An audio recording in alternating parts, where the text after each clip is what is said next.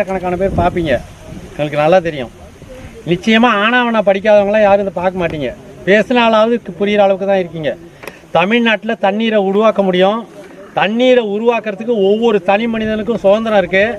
ஒவ்வொரு தனி மனிதனும் தனக்கு வேண்டிய தண்ணீரை உருவாக்கிக்க முடியும் அப்படின்னு நாங்களும் 6 வருஷமாக சொல்லிகிட்டு இருக்கோம்.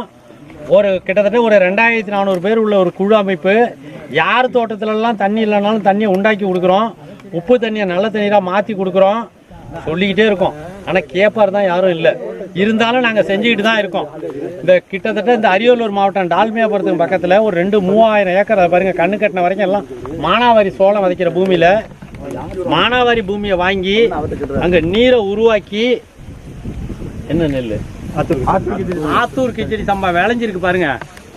நெல் காவிரி டெல்டாவில் உழவு ஓட்டுறது மாதிரி தண்ணீரை உண்டாக்கி உழவு ஓட்டி சேரடிச்சு நேரடி விதைப்புல விளைஞ்சிருக்கு.